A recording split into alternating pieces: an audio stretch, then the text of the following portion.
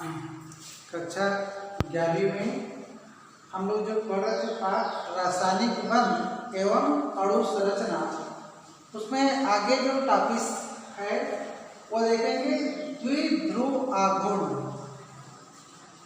किसे दर्शाते हैं, म्यू से। परिभाषा देखोगे, किसी द्विपरमाणु का अणु, द्विपरमाणु अणु जैसे देखोगे आपको, जैसे ऑक्सीजन के एक अणु में कितना परमाणु है, 2, तो इसे कहेंगे द्विपरमाणु अणु।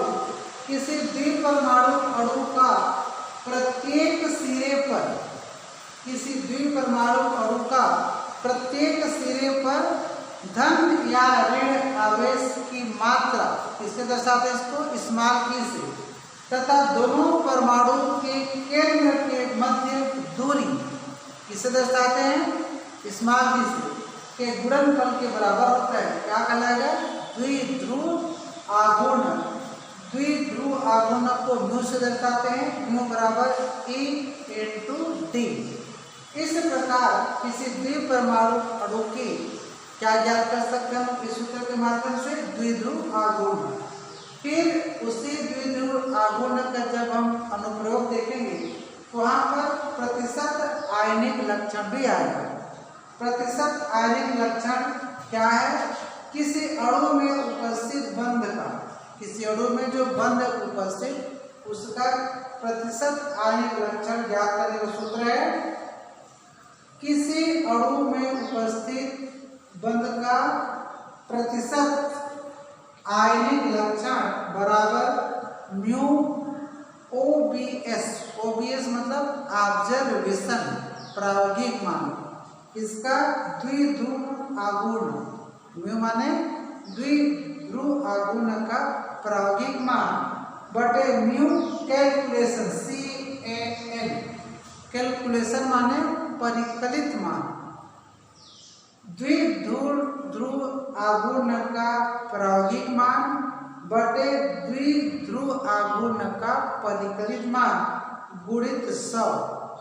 आपको प्रश्न दे दिया गया, किसी द्विध्रुव अणु में इसका मान इतना है प्रायोगिक मान, इसका परिकलित मान इतना है, तो इस सूत्र को लगाओगे और उसका प्रतिशत निकल जाएगा, कितना प्रतिशत उसमें बन है। फिर उसमें आगे टॉपिक आता है आबंध प्राचल। प्राचल माने पैरामीटर, किसे कहेंगे देखोगे कि सहसंयोजी, अभी जितने हम लोग पढ़ रहे हैं ये सब सहसंयोजी बंध के बारे में पढ़ रहे हैं। तो सहसंयोजी बंधों में कई विशिष्टताएं, विशेषताएं नहीं, विशिष्टताएं, स्पेशलिटी पाई जाती है, जिसे क्या कहते हैं, बंध पैरामीटर। बंध और आबंध एक ही चीज है, अंग्रेजी में उसे बॉन्ड कहते हैं, अब प्राचल को पैरामीटर, बॉन्ड पैरामीटर कहते हैं।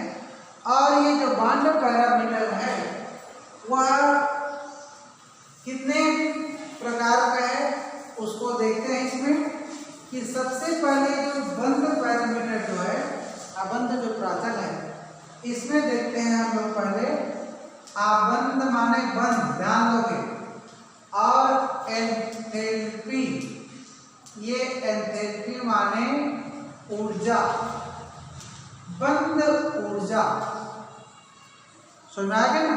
ये बंध ऊर्जा क्या देखोगे कि ये एक उदासीन परमाणु है A और एक उदासीन परमाणु है B, दोनों मिलकर के एक अणु बनाया AB। तो इस A और B जुड़ करके क्या बनाया, अणु बनाया, दो उदासीन परमाणु मिल करके अणु बनाया। तो इस अणु के बनने में जो ऊर्जा क्या होगी, उत्सर्जित होगी, इसी ऊर्जा को कहेंगे बंध ऊर्जा। A और B मिल करके बंध के माध्यम से अणु बनाया, दोनों अणु के बीच क्या है, बंध है। तो उस बंध के बनने में जितनी मात्रा में ऊर्जा उत्सर्जित होगी, उसी ऊर्जा को क्या कहोगे, आबंध ऊर्जा कहोगे। या फिर ये किसी अणु है, इस अणु के मध्य जो बंध है उसको तोड़ोगे, तोड़ना को कहते हैं वियोजन। तोड़ने को क्या कहते हैं? वियोजन। अणु को तोड़ोगे तो परमाणु में बदलेगा, जैसे ये ए और बी, ए अलग हो गया, तो इसके इस बंध ए और बी के बीच के बंध को वियोजन करने, किसी अणु को वियोजित करेंगे, तोड़ेंगे, तो उसमें जो आवश्यक ऊर्जा लगेगी, तोड़ने में जो क्या लगेगा आवश्यक ऊर्जा, उसे भी क्या कहेंगे हम लोग? बंध ऊर्जा। तो अणु के बनने में उत्सर्जित ऊर्जा या अणु को वियोजित करने में लगने वाली ऊर्जा, हम दोनों को क्या कहेंगे? बंध ऊर्जा कहेंगे। जैसे एग्जाम्पल आप लोग देखोगे कि जैसे ये हाइड्रोजन और हाइड्रोजन एक बंध दिख रहा है, तो इस बंध की जो आबंध ऊर्जा जो होगी वो देखो कितना है? 435.8 किलो किलो जूल से दर्शाते हैं, किलो जूल प्रति मोल। हाइड्रोजन के बीच बंध ऊर्जा जो बंध है, इस बंध की आबंध ऊर्जा कितना होगा? 435.8 किलो जूल के प्रति मोल। और उदाहरण दे सकते हो, ए नाइट्रोजन और नाइट्रोजन के बीच कितना बंध होता है? 3 बंध होता है। इस बंध की जो आबंध ऊर्जा होती है वह 183 किलो जूल प्रति मोल होती है। इस प्रकार से आबंध ऊर्जा, एंथैल्पी माने ऊर्जा, बॉन्ड एनर्जी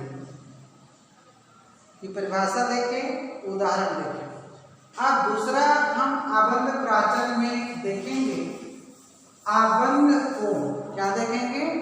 आबंध को बंध भी कर सकते हो, आबंध को क्या कर सकते हो? बंध कोण।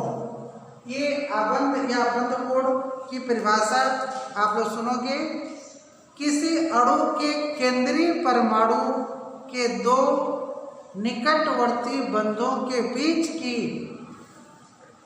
जो बंधों के बीच के कोण को क्या कहेंगे?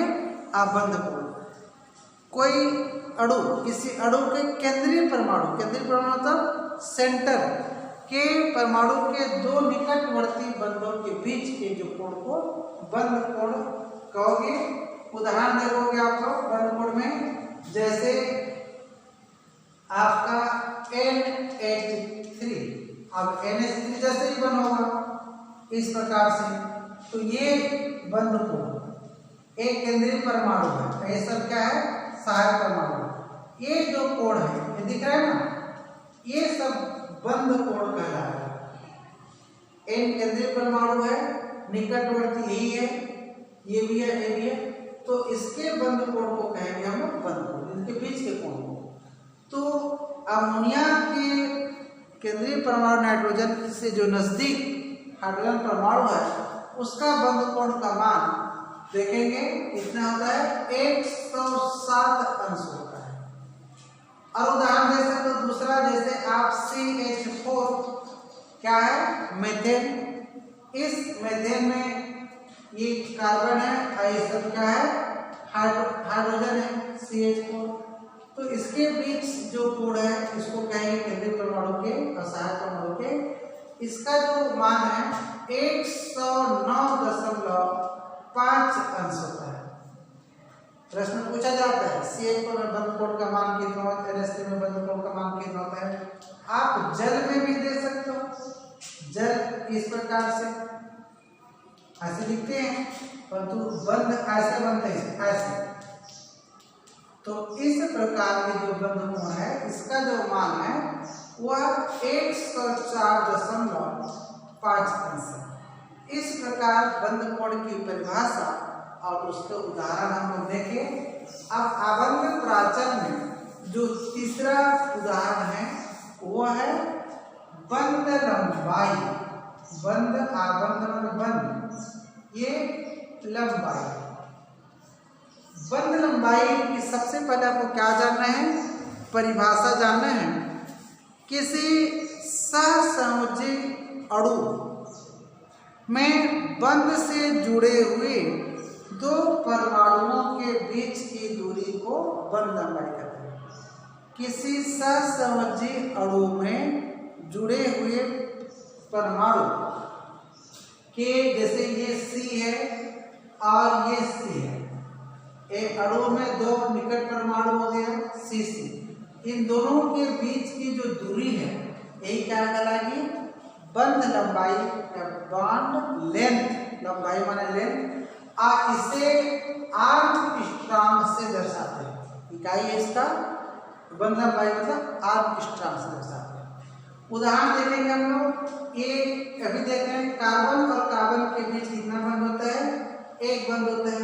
इसकी बंध लंबाई बोले तो बताना है 154 पिकोमीटर। बहुत छोटी लंबाई को मापने की इकाई है पिकोमीटर।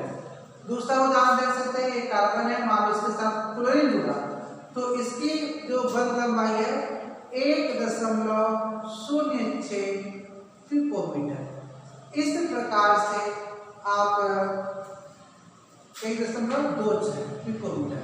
इस प्रकार से हम लोग आबंध प्राचल में आबंध एंथैल्पी, आबंध कोण और आबंध लंबाई तीनों परिभाषा देके, द्विध्रुव आघूर्ण देके आणविक प्रतिशत ज्ञात करना भी देख लीजिए। अब इसके बाद जो नेक्स्ट टॉपिक्स आएगा वो नेक्स्ट वीडियो में बता जाएगा। और ध्यान रखो ये पार्ट बहुत लंबा है, किसी भी वीडियो को आप मिस नहीं करोगे। अगर क्रम टूटा तो आपको अगला जो पीरियड का बात है वो समझ में नहीं आएगा और कठिन लगने लगेगा। और रासायनिक बंध अणु संरचना जो पाठ पढ़ रहे हैं ये बहुत महत्वपूर्ण पाठ है। इसमें छोटे छोटे बहुत से इंपॉर्टेंट टॉपिक्स आ पाएंगे। आज यहीं तक। और जो प्रश्न भेजा जा रहा है उसका उत्तर आप तैयार कॉपी में तैयार करोगे। ये कम से कम 7-8 पीरियड का पाठ है और कम से कम 4-5 बार आगे का प्रश्न भेजा जाएगा, इसको आप लोग तैयार करोगे। धन्यवाद।